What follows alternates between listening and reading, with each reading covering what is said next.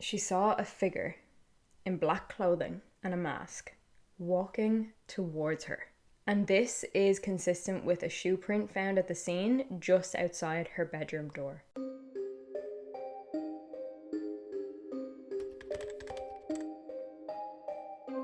Hey guys, welcome back to my channel. If you're new here, please do subscribe, and if you're old here, hello again. My name's Kate Philpott and I cover true crime and missing person cases on my channel. Today we are covering one of the most high profile and equally heartbreaking cases from last year, which occurred only in November of 2022, and it has taken twice, if not three times as long as it normally does, to do the research for this case, because there is just so much out there and it's super confusing to read up on. A lot of he said, she said, a lot of noise, a lot of rumors.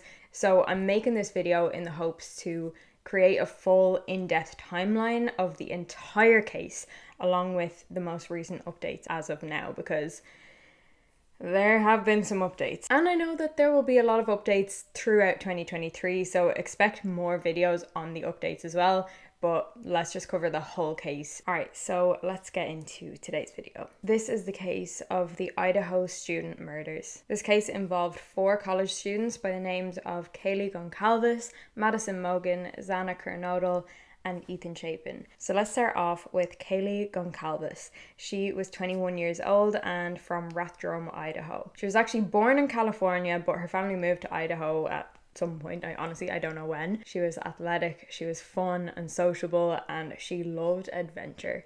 And she was a senior majoring in general studies, and I believe she may have been studying to be a primary school teacher. And Kaylee had been best friends with Madison Mogan since middle school, and they were described as the dynamic duo. You just wouldn't find one without the other. Like, it was the ideal best friendship. Obviously, Kaylee and Maddie were so close they even went to the same college and lived together. So let's talk about Madison. She was 21 years old from Coeur d'Alene, Idaho. However, she was born in Eugene, Oregon. She was kind and gentle, as well as a lot of fun, and she was described as a cute ray of sunshine. And you definitely get that vibe through her smile. She was also very hardworking. She kept pretty good grades, to be honest, while at the same time working multiple jobs, and she still managed to prioritize her friends and family the most. She'd also been dating this guy called Jake for, I believe, a little over a year, maybe even close to 2 years, and she was studying marketing. And Maddie was a member of the Pi Beta Phi sorority, which is the same one that Xana was in. I believe Kaylee was in a different one somehow, yet they lived in the same house. I don't really understand how all that works, but Xana and Maddie also worked in the same restaurant called the Mad Greek. So a little bit about Xana. She was only 20 years old from Post Falls, Idaho. So the 3 girls were all from the same general area initially. Xana was bright, fun to be around, and was described as one of a kind and the life of the party. She always lit up the room, constantly bringing positive energy, and anyone who knew her felt lucky to have known her. She was also intelligent, strong, and hardworking. Xana was very athletic. She was into gymnastics, track, volleyball, and soccer. Like, she was very talented. According to her sister Jasmine, all Xana wanted to do was live life to the fullest. She was a junior studying marketing, and she had been in a relationship with our final victim, Ethan Chapin. And they had a very loving relationship, always in good spirits, and they were described as the perfect couple, just always looking out for each other. Ethan was 20 years old and grew up in Conway, Washington, so a lot further away than all the others. But he was said to be kind, loving, gentle, and just so sweet. In particular, he was so kind to Xana. She was apparently his whole world. And Ethan was one of a set of triplets, and the 3 of them were very, very close. And they would often play basketball and soccer together. And Ethan was a freshman, majoring in recreation, sport, and tourism management. He was also a member of the Sigma Chi fraternity. And all 4 of them were studying in the University of Idaho in Moscow, Idaho. This was a small town, but also a college town, and at the time of the murders, Kaylee, Maddie, and Xana were all living in this one very big house. It was 3 stories, 6-bedroom house. Like, it was pretty big, located in the southwest area of Moscow. They were also living there with 2 other roommates, Dylan and Bethany, who were also actually present at the time of the murders, which is something we're going to get into a little bit later. And they had a dog, which I believe was a Labradoodle, called Murphy. Now we'll get into the layout of the house in a bit, but first let's hop straight into the timeline as we know it. 12th of November 2022, it was a Saturday night in a college town, so all of the housemates had plans. Ethan and Xana arrived at a fraternity party around 9 p.m. in the Sigma Chi house, which was at 735 Nez Perce Drive. I don't know if this was where Ethan actually lived, because he was part of the Sigma Chi fraternity. Yeah, there's that. Anyway, at about 10 p.m, Kaylee and Maddie headed out to a sports bar in downtown Moscow called the Corner Club. The two of them are seen on the Corner Club CCTV from 10 p.m. to 1:30 a.m. Bethany and Dylan then, the other roommates, were also out that night. They were home around 1 a.m. Ethan and Xana arrived back to the house around 1:45 a.m. And around the same time as this was happening, Kaylee and Maddie were actually seen on camera getting food at a grub truck between 1:33 a.m. and 1:43 a.m. They're just getting a carbonara or something, as you do after a night out. Hours before they were brutally murdered. I would like the carbonara.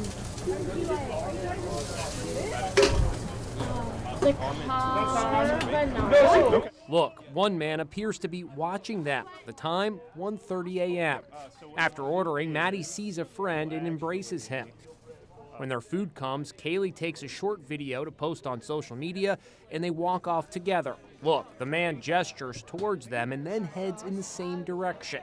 It's believed police know who he is. Kaylee's sister Olivia watched the video. Kaylee was aware of her surroundings, maybe a little overly aware, which is also why all of this is so confusing to us, because Kaylee's not stupid. She's a smart girl. She's a strong girl. She's a mean girl. She's a fighter. There was a lot of debate about this footage of them, because one of the guys was just looking a little sketchy in the background. He seems to be kind of watching them. It later came out that he had spoken to one of the other guys there who said that Kaylee and Maddie had just left, or they were leaving, and the guy said, "What the fuck?" and then walked away. Now this is all alleged. And also, knowing what we know now, it doesn't seem all that relevant, but to be honest, we still don't have the full story, so who knows? It's worth mentioning anyway. At 1:56 a.m, Kaylee and Maddie arrive home to the house, having been driven home by a driver of a private company who are basically there to help make sure that college kids are getting home safe when they're out in the middle of the night, you know? So by 2 a.m, everyone's home, but they weren't all quite going to sleep yet. Between 2:26 a.m. and 2:46 a.m, Kaylee made 6 phone calls to a guy she'd only recently broken up with. His name is Jack. And from 2:44 a.m. to 2:52 a.m, Maddie called Jack 3 times. I mean, to be honest, this also could have been Kaylee on Maddie's phone. As for why this is, because maybe it is a little weird, I'm sure they were drinking. It could have been a drunk dial kind of thing. It seems, according to Kaylee's family, she was looking for any excuse to contact him, to be honest. Because even though they'd broken up, she wasn't sure if she was ever going to find another Jack. Now, there's not much information about what time Bethany went to sleep, but she was believed to have been sleeping in one of the first floor bedrooms. Dylan went to sleep in her room, though, which was on the southeast side of the second floor, and this was bedroom 3.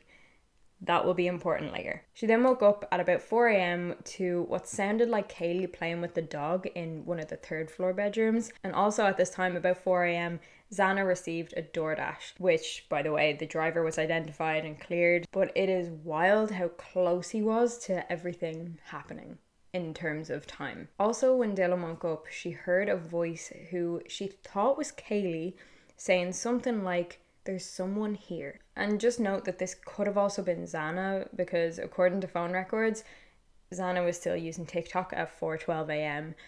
And also Xana had literally just gotten a DoorDash at 4 a.m, so it seems like she was awake. After hearing this comment, Dylan was a little bit sketched out, so she had a look out of her bedroom door and couldn't see anything. A few minutes later though, she heard what she thought was crying coming from Xana's room. So she opened her door again, and then she heard a male voice saying something to the effect of, "It's okay, I'm going to help you." At 4:17 a.m, we know that the next door neighbor's security camera picked up a distorted audio which sounded like voices or a whimper followed by a loud thud. and a dog barking. And it's important to note just how close this security camera was to the house. The camera was less than 50 feet away from Xana's bedroom. And just side note, the address of the house was 1122 King Road. Like I said, I'm going to get into the house a little bit more in a bit. So after Dylan heard crying, she opened her bedroom door a third time. This time though, she actually saw something, or someone. I'm getting chills just speaking about this. She saw a figure in black clothing and a mask walking towards her. And this is consistent with a shoe print found at the scene just outside her bedroom door. At this point, Dylan says she was in a frozen shock phase as he walked towards the backsliding glass door, and Dylan locked herself in her room. I've also seen multiple accounts saying that Dylan potentially fainted while this was all happening as well. So that may or may not have happened, we don't really know. She did describe this person as male, 5'10" or taller, with bushy eyebrows and not very muscular but aesthetically built. There was also a neighbour who allegedly heard a scream sometime around 4 a.m. Initially, this neighbour passed it off as like a laughter type scream. Like, remember, this was a college town. That can absolutely be happening at 4 a.m. on a Saturday night / Sunday morning. So for sure it's natural to assume that, but given everything that took place a few days later, he was like, hang on a sec. And with all of the information gathered, the police believe that the murders took place between 4 a.m. and 4:25 a.m. Personally, based on all this information, it seems pretty clear that it was even more narrow, like between 4:12 a.m. and 4:25 a.m. And even later, there's something else that makes me think it was even more narrow.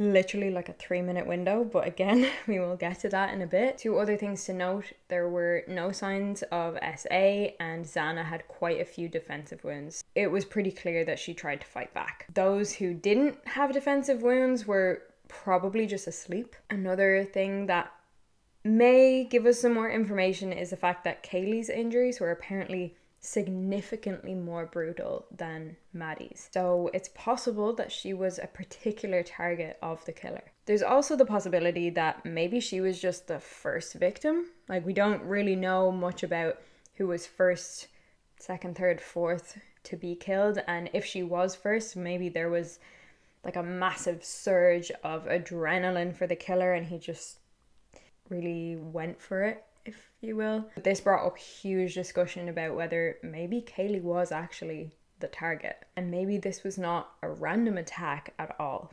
But there's more details on that later. So moving on to the following morning, the two surviving housemates, Bethany and Dylan, found Xana and Ethan in their bed and Kaylee and Maddie in one bed together. Obviously all four of them laying unresponsive and I'm sure pretty obviously no longer alive. In case it's not clear already, obviously Ethan didn't live there, but he was just staying over with Xana. He was Xana's boyfriend, so it makes sense. Now, one thing that Kaylee's father, Steve Goncalves, came out and said was that he finds some comfort in knowing that Kaylee and Maddie were together at the end because they had always been so close. I guess there is comfort in that. And same with Xana and Ethan. They were in a relationship. It doesn't bring them back, but it's something. So Dylan and Bethany called friends to the house before eventually ringing the police at 11:58 a.m, which was just under 8 hours after the murders took place. I've seen some things saying that Bethany got up and went to work that morning. That is possible. If you did have to go to work that day, you're hardly gonna go wake all your housemates up or something. Like, you know they've been out late and they've possibly been drinking too, so they could very well be hungover, that you know that they need their sleep. And that's just like common courtesy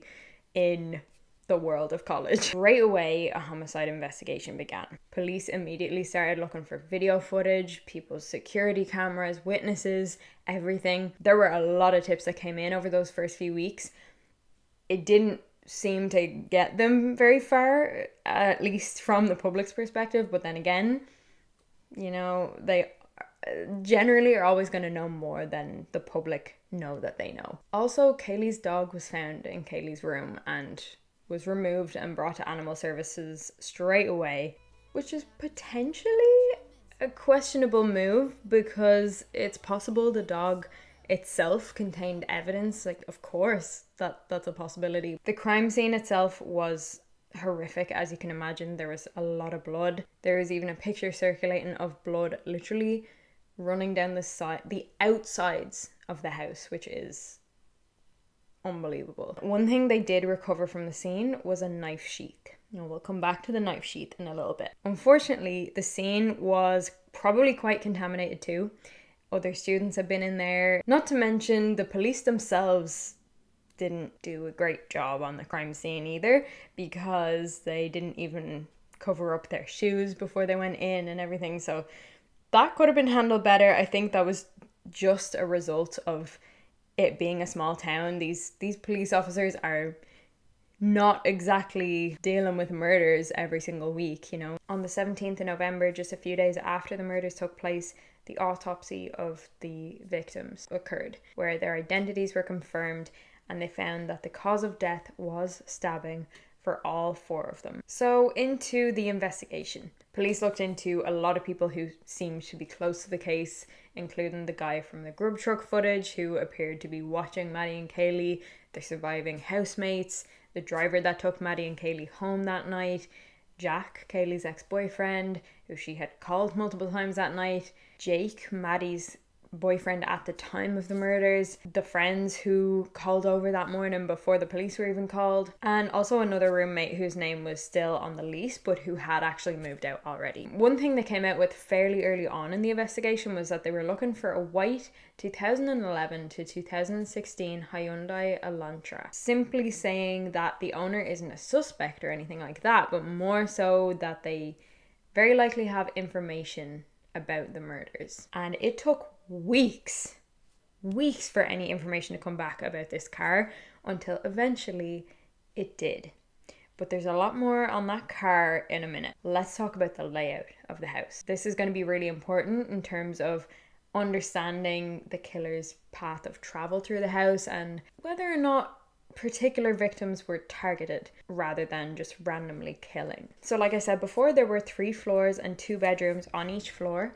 The house is kind of built into a hill, so the front door leads into the first floor and the back door leads into the second floor. Bethany slept on the first floor, Dylan in one bedroom on the second floor, Xana and Ethan on the other bedroom on the second floor, and then Maddie and Kaylee both had their own bedrooms on the third floor, although on that particular night they were actually sleeping in the same bed. The house had quite an unusual layout, and the strangest part of it is that the most accessible bedroom to the sliding door where the killer entered and exited was actually Dylan's bedroom, yet she was not targeted. On top of this, Xana and Ethan's bedroom was honestly a bit awkward to get to, and you wouldn't even think to go in that direction unless you knew that's a bedroom there and you know who's in it. I mean, that's speculative, but it just seems a bit odd because he would have had to go around, curved left, and then like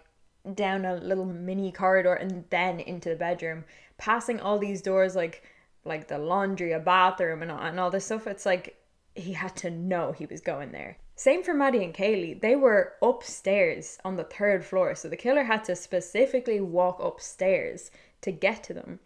Not to mention going directly past Dylan's bedroom door, which was literally right at the bottom of those stairs. It just doesn't make much sense unless he knew exactly where he was going in the house and exactly who was in each of these bedrooms, or exactly who he was going for. Because we'll see a bit later too, he managed to carry out this whole thing very, very fast. To me, it seems he knew this house well, because based on the timeline, he wasn't in there for long. Maybe the killer had broken in before. Maybe he had been at a party there before, whether invited or just hiding in plain sight, because this was a party house. Like, people were probably coming and going all the time. It's college. You're naturally going to be more sociable. You're going to have people over in your house and you don't even know who they are, and that's not even the weirdest thing. Something I cannot stop thinking about though is that maybe the killer walked into Ethan and Xana's room by accident and then had to kill them. Or maybe he knew Xana would be in there, but he didn't realize Ethan was there. I don't know, because when I think about theories like that, it genuinely just upsets me, because I'm like, ugh, there's so many ways that this could have just not happened, and it fucking happened. And it's shit. Let's talk about how law enforcement were actually led to the arrest of a suspect, because on the 30th of December 2022, a 28-year-old called Bryan Kohberger was arrested for burglary at 1122 King Street in Moscow, Idaho, and 4 counts of first-degree murder for the murders of Kaylee Goncalves, Madison Mogan, Xana Kernodle, and Ethan Chapin. When he was arrested, he allegedly asked, was anyone else arrested? So this was kind of weird. This led people to believe that maybe he didn't act alone, and to be honest, we still don't have any answers on that. At this point, he is still the only suspect that they've arrested. He's being held without bond, and at this point, they haven't found the murder weapon. The following is what we learned primarily from the affidavit, and that brings us back to the car, because I told you there was a lot more about this car, and we're going to get into all the nitty-gritty details now. So on the night of the murders, a white sedan was observed travelling westbound on the 700 block of Indian Hills Drive at 3:26 a.m. and westbound on Steiner Avenue, Idaho State Highway 95 at approximately 3:28 a.m., seemingly without a front license plate. There were multiple sightings from the King Road neighborhood. Bear in mind the victim's address was 1122 King Road, Moscow. A white sedan matching the description makes 3 passes by the house initially, before entering the area a 4th time at about 4:04 a.m. Driving eastbound on King Road, stopping and turning around in front of 500 King Road, and then driving back westbound on King Road. Once this car got to the victim's house, it unsuccessfully attempted to turn around or park, and then it continued to the intersection of Queen Road and King Road, where it makes a 3-point turn and then drives eastbound again down Queen Road. So following this, the vehicle is seen departing the King Road residence at about 4:20 a.m. at a high rate of speed. Next, it's observed travelling southbound on Walenta Drive, and at 5:25 a.m. a white sedan was observed on 5 cameras in Pullman, Washington, which is about a 10 to 15 minute drive away. And this was on Washington State University campus cameras. So that's the night of the murders. Fast forward a little bit to the 29th of November. An officer looked into white Elantras registered at WSU, and there was one that came up on the system. It was a 2015 white Elantra with a Pennsylvania license plate. The white Elantra was registered to a man named Bryan Kohberger. Another officer that same day was looking for white Elantras on foot and found a 2015 one in the car park of an apartment complex that houses WSU students. And he ran this license plate, and yes, it came back registered to Bryan Kohberger, but this time with a Washington tag. Bit weird. When he searched up Bryan's license, he noticed that this Bryan Kohberger had bushy eyebrows, and his physical description was fairly consistent with the description that Dylan gave. Now, there's a lot of factors to take into account here. How focused was Dylan's brain when she saw this dark figure in the night? What exactly dictates bushy eyebrows? How many other people could fit this description, which is, let's be honest, fairly foundational? The FBI started surveilling Bryan Kohberger, just following him and looking for any sketchy behavior. And it was in mid-December that Bryan and his father were actually driving back from WSU to their family home in Albrightsville, Pennsylvania, which is like a 37-hour drive, by the way. So obviously very long, and you don't exactly want to be driving very conservatively, if that makes sense. You're not going to be doing like 50 in an 80 zone kind of vibe. And they were actually pulled over twice on this journey. How you doing? How y'all doing? Good. Take your driver's license real quick, okay? So he's right up on the van, man. He's right up on the back of that van. You're over for tailgating. Is this your car? Okay. Cool. Where you headed? Well, coming from WSU. What's WSU?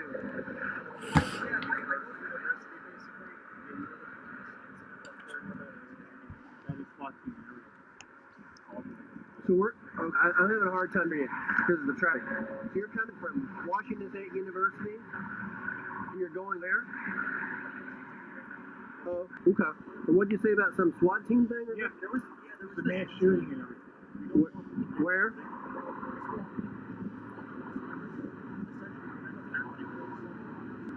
Interesting. Well, horrifying. He's going to the university, you know what I mean? Mm-hmm. So y'all work at the university there? Actually, Oh. Okay. Well, do me a favor and don't follow too close, okay? All right, thank you. Appreciate you.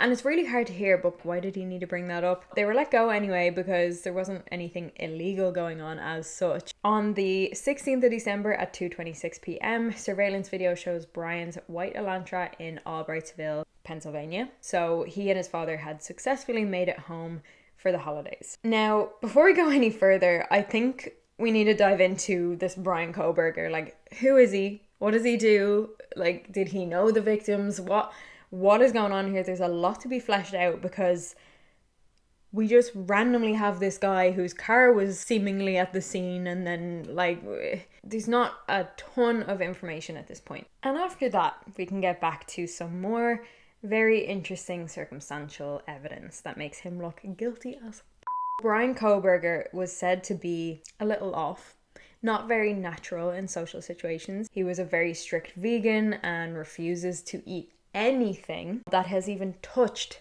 an animal product. He made his I believe it was his parents, he made throw out all of the cooking utensils that had ever touched meat or animal products, like, and just get a whole new set. Seems a little obsessive, like he is grabbing onto control in what he can control. There's not a whole lot of fluidity and just going with the flow, it doesn't seem. And he was described as obsessive with anger issues and struggles to maintain healthy relationships, particularly with women. A former friend of his came forward after he was arrested and said, well, first of all, said that he was absolutely shocked, but that Bryan had been very down to earth as well as overweight when they initially were friends in middle school, I think. But more recently he became aggressive. He had taken up boxing and he just always wanted to fight someone, and he started just acting weird and making moves on his former friend's girlfriend and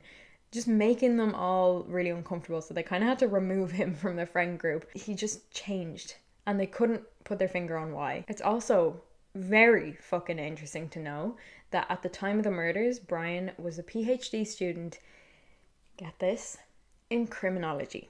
And he was also an assistant professor in criminology.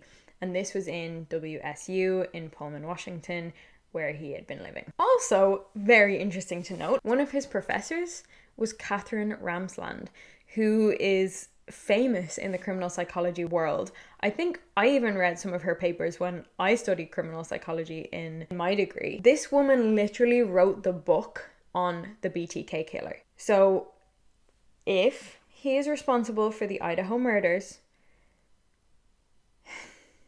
he was learning from the best. He had also previously applied for an internship with the Pullman Police Department in autumn of 2022. Now, autumn could be anywhere from August to October. And the murders took place on the 13th of November. So that's a little unsettling. Another interesting piece of information is that he posted a survey on Reddit a few years ago. Now, the post has been deleted since, but there is still a screenshot. And he was claiming to be carrying out this research project to further understand how emotions and psychological traits influence decision making when committing a crime. Now that he's been arrested for a quadruple murder, it's just really unsettling to know that a few years ago he was trying to understand criminals. This post included quotes like, "The study seeks to understand the story behind your most recent criminal offense with an emphasis on your thoughts and feelings throughout your experience."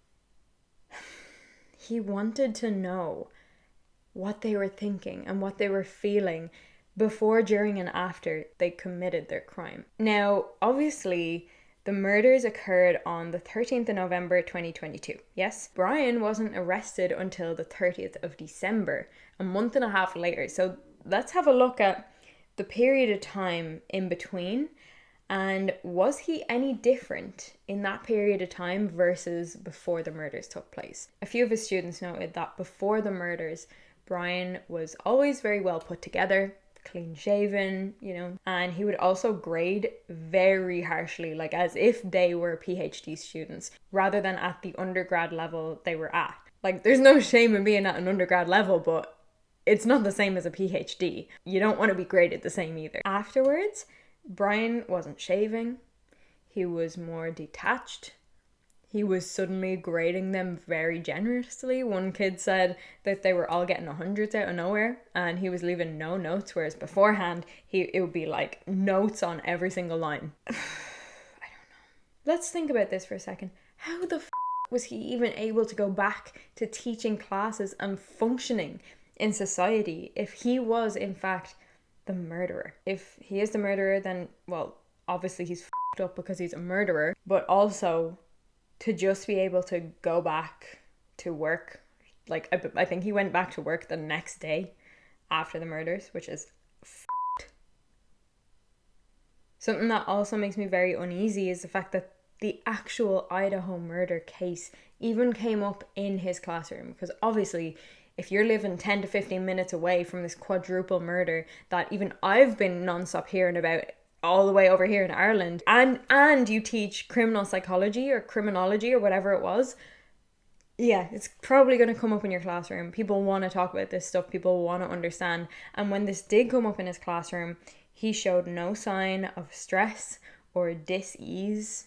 Nothing. Like they were talking about fruit. So I know you're probably wondering what that other circumstantial evidence was that actually led them to Kohberger, because obviously at this point Bryan Kohberger was on their radar. He looked a little sketchy and things were a bit weird, but there's also, we can go deeper here. So what else can give us a whole lot of information?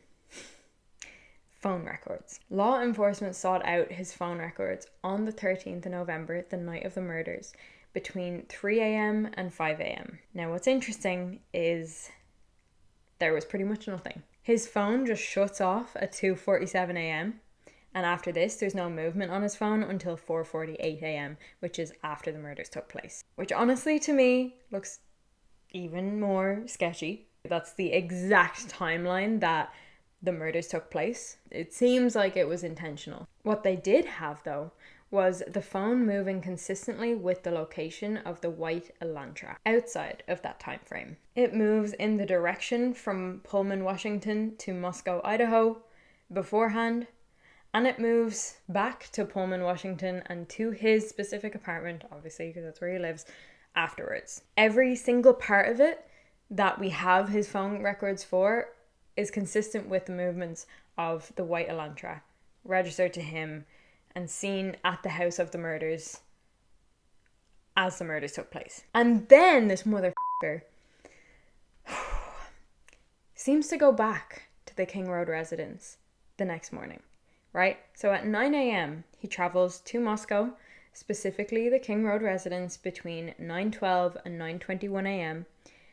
And after this, he returns back to his own residence and arrives there at about 9:32 a.m. It seems like he was just watching and waiting for the media circus, the law enforcement circus, to just start. Maybe he knew that things wouldn't have kicked off yet, so he was like, right, I'm gonna just have a last look and soak this up before anybody knows that there are 4 dead people in there that I stabbed to death a few hours ago. Fucking hell.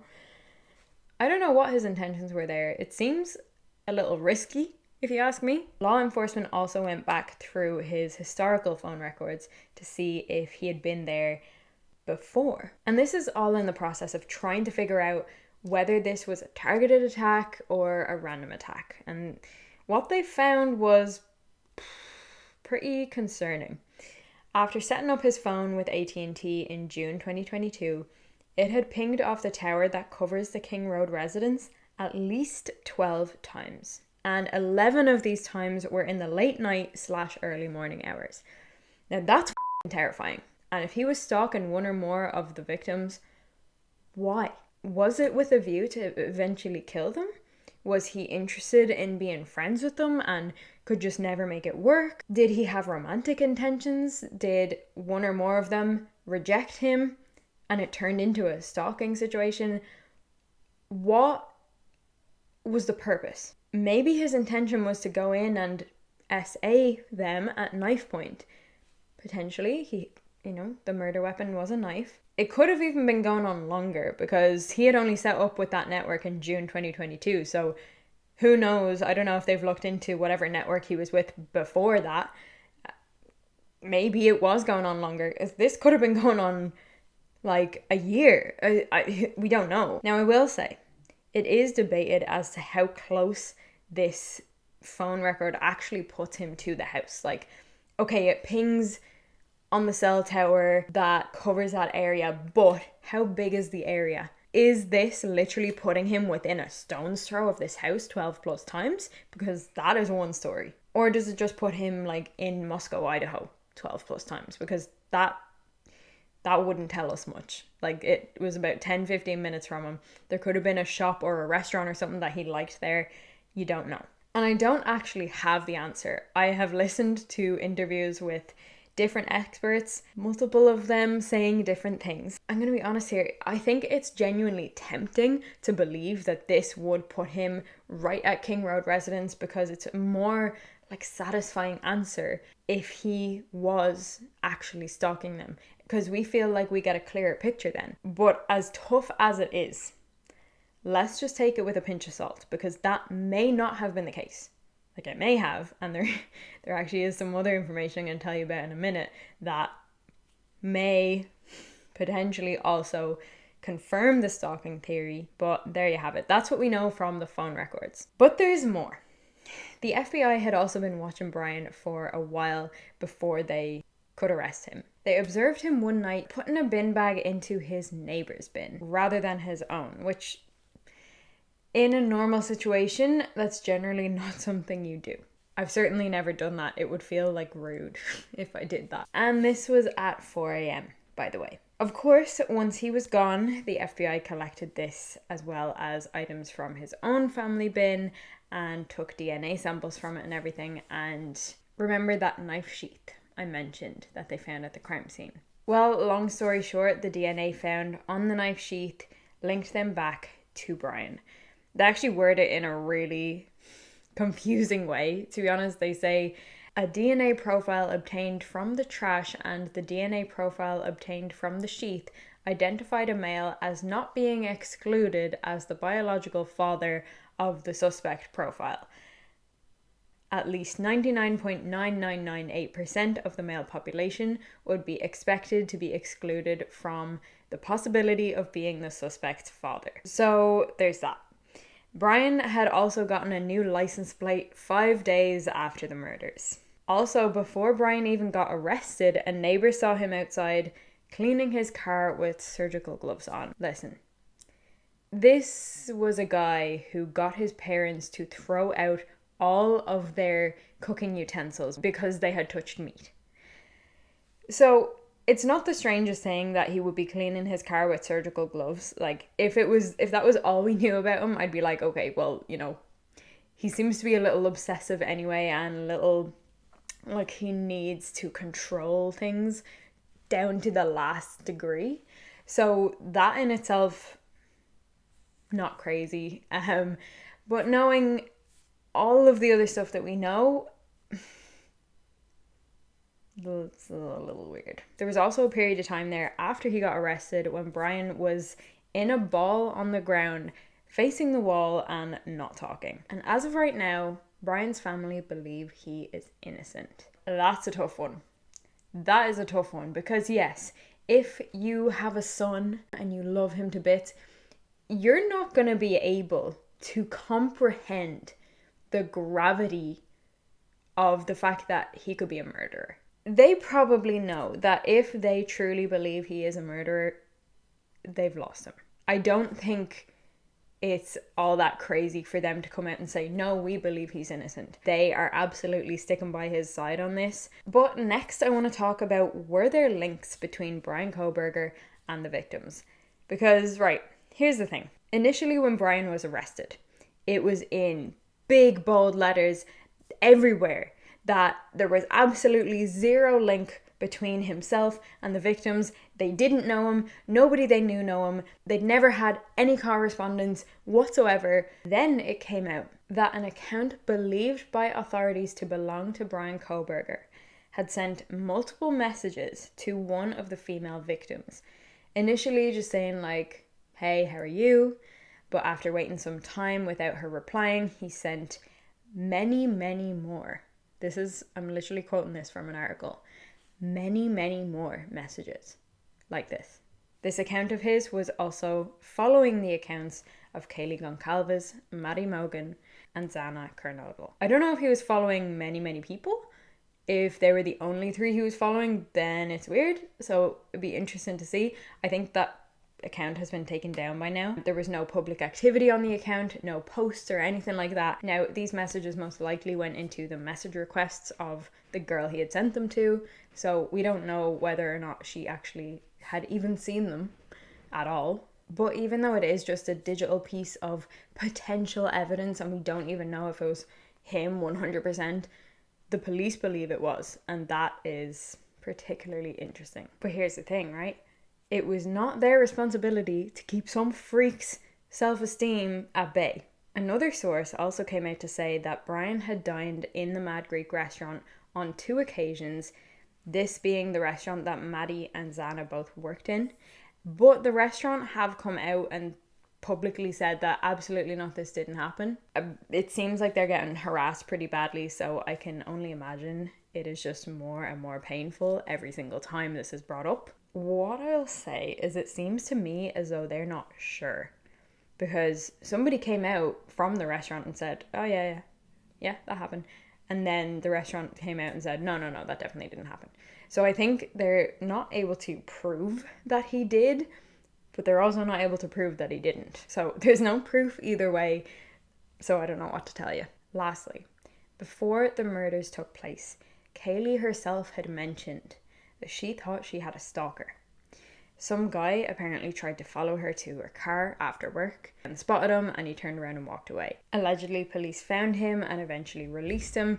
And I don't know if this was Bryan Kohberger or another dude, but this is information that came out before Bryan Kohberger was arrested. So now, of course, it was important for authorities to go into Bryan's apartment and conduct a search. So here is what they took from his apartment when they did so. A computer tower, a disposable glove, 1 Walmart receipt with 1 Dickies tag, 2 Marshall's receipts, 8 possible hair strands, a dust container from a vacuum, 1 Fire TV stick with a cord, 1 possible animal hair strand, 1 collection of dark red spots, 2 cuttings from an uncased pillow with a reddish brown stain. The large stain was tested. 2 top and bottom of mattress cover. There were multiple stains on these. 1 of them was tested. That was it. So obviously with these kind of things being taken from his apartment, at this point we're looking for any of the victim's DNA or any evidence of the dog. Maybe more will come out about that soon, but also maybe not, because there is a gag order in place on this case now. I'll get into that in a little bit. Now,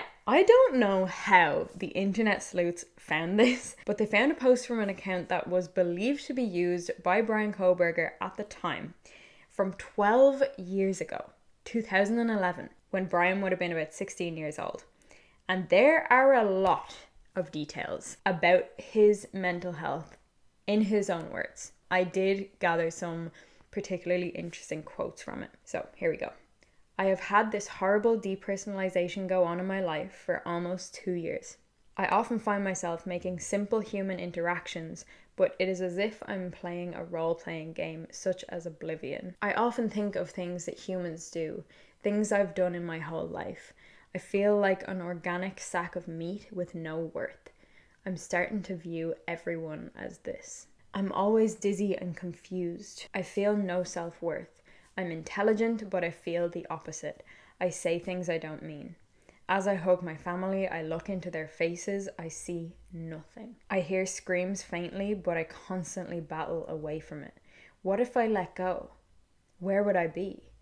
Would I ever come back to reality? I might spiral out of control and lose myself in the void. I can't let it all go.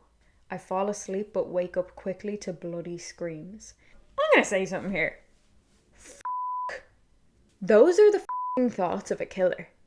A serial killer. Someone who could very easily slip and lose control and commit a quadruple murder. If that actually is Bryan Kohberger, then this makes a whole lot of sense, because that is not somebody that should be going untreated.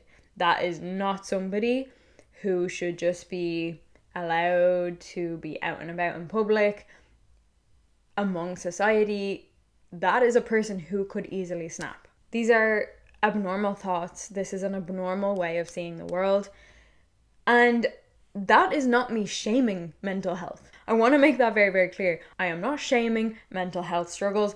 I've had mental health struggles. I'm pretty sure everyone at some point has mental health struggles. So that's not the point here. The point is, to this extent, if it goes untreated, and that was 12 years ago, look at the amount of development that can go on if that was never nipped in the bud, if he never got the help he needed. It's almost inevitable that he would go on to commit murders like this case. I don't think I've ever been as angry over a case as I am over this case. The extent that this has affected me because of how much research it took and how many hours of digging in it took.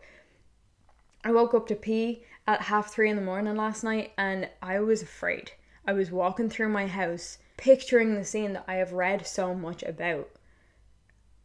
I was turning on lights to make sure there was nobody there before I entered another room. My heart breaks for the students themselves, for their families, for the 2 surviving housemates who, first of all, went through this traumatic experience, particularly Dylan, who we know saw this guy, and they've lost their friends. There are so many people that this affects in a way that it literally fucks up their entire life and their entire psychology. This shouldn't have happened. This should not have happened. So I'm going to rein it back in, and I'm just going to let you know the judge has put a gag order in place for this case, like I mentioned, meaning nobody involved in the case, including attorneys for victims, their families, witnesses, investigators, law enforcement, prosecution and defense, can speak publicly about any of the details regarding the case. So we may not get a whole lot more information anytime soon, which is why I think now is a good time to talk about this case and give you the whole picture of what we know so far, because up until about a week ago, there's just been more information coming out on this case every single fucking day. With that said though, a coalition has formed to oppose the gag order. Basically, there's a group of media outlets who want to reduce the scope of it and basically reduce how strict it is, because their argument is the less hard facts we have, the more people will run away with rumors and just there's more things being said without proper sourcing. So I don't know. I'll post updates if anything like that happens. I'll put a pinned comment down below. What you also need to know is that Bryan Kohberger's preliminary hearing will start on the 26th of June, where we'll find out what kind of plea he'll be making, and it's basically going to be like a mini trial. Before we go anywhere, can we talk about Dylan for a second? Because I am seeing so much scrutiny over Dylan. Why didn't she go check if her roommates were okay? Why didn't she call the police sooner? Why did she wait 8 hours before calling the police? Why didn't she go confront the killer and make him leave? I'm sorry. Are we really having this conversation? Are you serious? To anybody, even just the question of why did she wait 8 hours? Even in the official affidavit, Dylan's state is described as a frozen shock phase. I want to ask you, if you heard a noise or heard what you thought was crying or heard what you thought was your friend saying there's someone here, if you heard that and you opened your bedroom door and saw a man in all black with a mask walking towards you, Do you actually think you're going to be in sound enough mind to make any rational decisions? Or not even rash, it wouldn't even make sense. It wouldn't even make sense to call the police yet. You don't know what the acoustics were like in this house. If she called the police, he could have still been in the house and heard her on the phone and been like, oh, I guess I missed someone, and then go and kill her too. At this point, it was purely survival. She didn't know when this guy was gone, or was he upstairs, or was he downstairs? Is he in a place in the house that I can't see him? Is he hiding on me? Is he just gone around outside the house and gonna break into my window? You don't know. And I know me, I would have done the exact same thing as her. I would have gone to my bed, pulled the cover over me, and just probably shook. I don't know if she got any sleep that night. If it was me, I probably wouldn't have. I am seeing so many comments about people asking why she left it so long. Again, you're not going to assume it's a killer. So you're not going to go and check if all your friends are dead first thing in the morning. Like, for all you know, someone just broke in and stole a fucking necklace. Like I said earlier in the video, it's common courtesy. You should just let your potentially hungover friends have a lie-in. It's a Sunday morning. The whole 8 hours thing really upsets people. And I'm just upset with those people for not thinking about it more rationally. Like, are you fucking serious? You actually expected her to do anything about it? Like, go up to the fucking killer and be like, who are you? I mean, again, did she know it was a killer? Did she not? What was the inner dialogue? We don't know that. We don't know how much information she had gathered. We just have a tiny, tiny piece of the puzzle. And yeah, just fucking deal with it.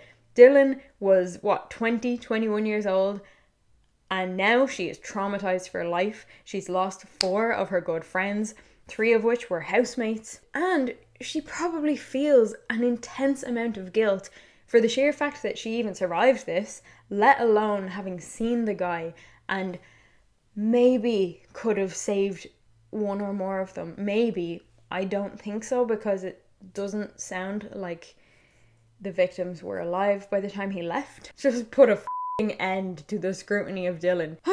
That's my rant on that. The biggest unanswered question we have right now about this case is why? What was the purpose? What was the intention? Was Kaylee the only intended suspect? Did he intend to kill everyone in the house and just never came across Dylan and Bethany? Dylan saw him, but did he see her? It doesn't seem like it. Was Ethan supposed to even have been part of this? There's been a lot of talk about maybe this guy was like a woman hater. He had this intense level of sexual frustration and being overly sexually frustrated, and there's all these pretty girls in this one house who are so confident and so fun, and they're always out partying and they have so many friends. Like, the jealousy and the sexual frustration of not being able to be like them or get with women like that could very well have been the case. There's a lot of talk about that kind of narrative. Again, we don't know. We don't know yet. It's just not clear what the actual intention was. Why that house? Why these people? Lastly, the time frame is so narrow of him actually being in that house. Like, at 4:12 a.m, Xana was on TikTok on her phone and everything was normal. It was 4:17 a.m. when a voice or a whimper was picked up on the neighbor's camera. So there's still a 5-minute period where the killer had to arrive and enter the house.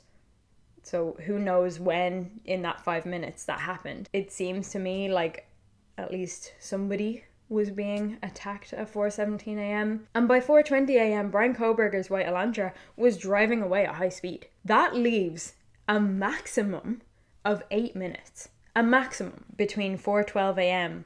and 4:20 a.m. How can one kind of skinny guy do this to 4 people so quickly? One person being a male, by the way, who was probably stronger than Bryan Kohberger by the looks of it. And you can't make the argument of adrenaline because both would have adrenaline. I would imagine most of the victims were asleep. Xana didn't appear to be asleep, but I just don't understand how this happened so fast. And when I say a maximum of 8 minutes, I literally mean a maximum. He could have come in at 4:15 and be speeding off down the road at 4:20. Madison and Kaylee were upstairs And Ethan and Xana's bedroom was around a corner and like kind of hard to get to. But let's just have a little moment to pay tribute to Kaylee, Madison, Xana, and Ethan. There are so many pictures and videos of these students on social media from their own accounts, from their friends' accounts, and they really were living it up and enjoying their time in college as they should have. Do you think anyone would drink wine? I'll have some wine. I didn't even think of it, really, because, you know, I'm not a big drinker, but maybe I should have something. You're not a big drinker? God, it smells like dirty dick in here. Murphy, you've been a bad boy. Oh my God, it's 9:10. Guys, can anybody drop me class? I'm late for my meeting. I'm supposed to be there 10 minutes ago. Did anybody do their chores today? Fuck, I'm just gonna do it. Oh, you guys, it's 8. Gotta go. Jake's calling. Oh, Jake's calling. Oh, Murphy, you look so cute. Get out of here. You seriously gotta get out of here. You're stinking this shit out. Hey guys, I know I talk about myself a lot, but like, what would you guys do in my situation? Damn, where are you going? I gotta go pull you out. I failed 12 already. Is there do like a wine night? Like, let's just do a wine night. Yo, is it okay if I have a party? Like just 3 or 4 people at most. Got your costume tonight. I'm a Barbie cowgirl. What do you have to say about it? Yeah. What are you guys tonight? We're the weenies.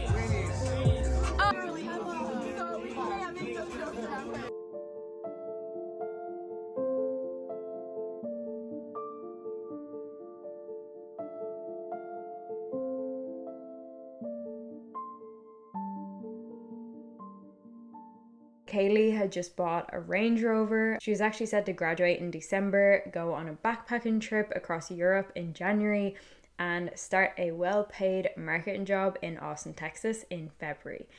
It is currently coming to the end of January. She was supposed to be in Europe right now, and in just a few short weeks she would be starting that new job and getting paid really well doing it. She's never going to get to do those things now. As for the others, I don't know what their immediate plans were, but they all had bright futures. They were all studying. They all seemed to be doing pretty well for themselves. They all really valued living life to the fullest. So this is Jake's Instagram post a few days after the murders. Jake was Madison's boyfriend. They were still together at the time of the murders. I can't imagine what this guy is going through right now. He said, "Maddie May, no words can describe the emotions that I'm going through at this time. I miss you so, so, so much. I will forever cherish the adventures that we got to experience together, more than you will ever know. I love you more than anything, Maddie." Oh my God. Never had I ever met a person so unbelievably beautiful inside and out. You lit up every place you went with your smile and beauty. The love that you showed me was something I had never experienced before, and I appreciate what we had so much. I always questioned how I got so lucky with a girl like you. You showed me to appreciate the small things in life. Talking, singing, dancing, laughing, kissing, expressing our love for one another. Those are just some of the many things I think of when remembering you. A 6-hour car ride couldn't affect the love we had for each other. I remember always being so excited to see the way that your face would light up when I finally got to see you and have you in my arms again. Every time we got together was so much fun, and I wouldn't trade it for anything. You were so ready to take on the world, and you were going to do such amazing things. I was so unbelievably excited for our future and the adventures to come. We had so much to experience. It's hard to picture life without you, but I will remember to keep my head up like you would want me to. You were my motivation to be the best version of me. You always pushed me to be more positive, friendly, and loving. And it wasn't just me. You were always a person for me, your friends, and your family to go to for anything they needed, whether it was someone to hug, a shoulder to lean on, or the best advice on any situation. I know that you're still up there watching over me, your family, and your friends. I promise to make you proud from heaven and carry on your values of showing and spreading love to everyone. This is not a goodbye, but a see you soon. I love you so much, Maddie. Rest in paradise, Angel. It's just, oh my God. Just doesn't bear thinking about. This is Jasmine Kernodle's Instagram post after the murders. This is Xana's sister. I honestly don't know what to say, but here we go. Words can't begin to describe the emotions I've been going through while realizing that I can't see my little sister anymore. It is truly indescribable what happened to her, and it is so unfair. I've been confused and heartbroken these past couple of days, and we are all still waiting for answers. It is so hard to get caught up in the media during this time, but what I want most for everyone to know is what kind of amazing person Xana was. She was my first friend, my sister, and my other half. Having the privilege to see my baby sister grow into someone so beautiful was one of the best gifts. Looking back, it's hard to think about all the little fights we got into, and I wish I could go back and just give her a hug. I remember chasing each other around school when we would get mad, and everyone just knew it was normal for the noodles to fight during school hours. Although we fought a lot, we were still so close. She made me a better person, and I was so happy seeing the person she was becoming. She was so strong and worked hard for what she wanted. She had the best friends in the whole world, and all she wanted was to live life to the fullest. I know Xana never let an opportunity pass her by, and she was so happy whenever I saw her. Xana was the type of person that always lit up a room. She was someone that was always worth recording because who knew what funny thing she was going to say or do next. She was always the life of the party and was a dancing queen. I could go on, but she truly was a once-in-a-lifetime kind of person. My family and I are so beyond blessed and grateful for all of the love and support we have received. I love you all so very much. To the friends and family of Ethan, Maddie and Kaylee, I am so sorry for your loss. I knew each of them were such great friends to Xana, and she adored them so much. Ethan and Xana were so happy together, and it made me so happy seeing the way he made her feel. It was truly indescribable. So much love to these four lost so soon. I am comforted knowing God is holding her tight for me right now. I love you so much, my baby sister, Xana Alexia Kernodle. I love you so much. All because this motherfucker, needed an emotional release. If you made it this far, you're an absolute trooper. Thank you for being here. I'm so grateful for you. Let's just work together to get lunatics like this off the street. Is there a way we can do that? I don't know. But let's just try. So that brings us to the end of this video. Thank you so much for watching.